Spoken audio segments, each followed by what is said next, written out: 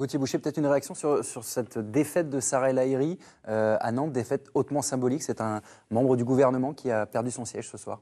Oui, ça montre que les macronistes perdent considérablement d'influence. Ils ont perdu des dizaines de sièges, probablement une centaine de députés, à telle enseigne qu'une ministre du gouvernement est battue ce soir dans la 5e circonscription de la Loire-Atlantique, ce qui n'était pas forcément prévisible. Donc ça montre la fragilité de ce qui reste de macronisme qui va s'éteindre progressivement là dans les 3 ans à venir. Et la fragilité peut-être aussi de votre stratégie de parachutage avec ce candidat Bruno Combi, venu de région parisienne, inconnu au bataillon chez nous et qui n'a recueilli que 22,7% des suffrages dans cette triangulaire. Oui, dans une circonscription, nous faisions 12% il y a 2 ans.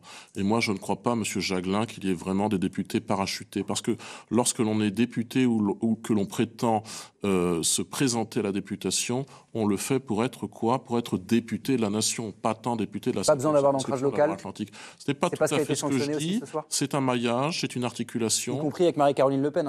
Mais Mme Le Pen était candidate aussi pour être députée de la nation. Pas que pour être députée de la 4e circonscription de la Sarthe.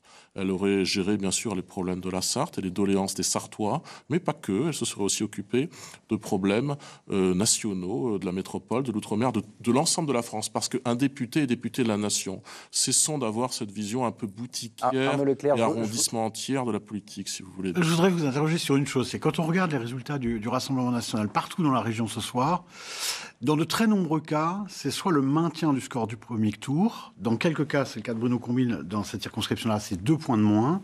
Quelques cas où on fait 5-6 points. Et puis, la progression la plus importante, c'est celle de Marie-Caroline Le Pen, c'est 10 points de plus. Et donc, qu'est-ce qui manque aujourd'hui au Rassemblement national pour passer la rampe? C'est-à-dire sortir de cet isolement et pouvoir passer la fameuse barre des 50%, c'est 49,8 dans la 4e de Sarthe. Qu'est-ce qui manque en termes de discours en direction des électeurs pour pouvoir faire ce chemin-là? Il ne manque pas forcément grand-chose. Quand Marie-Caroline Le Pen fait 49,8% des voix,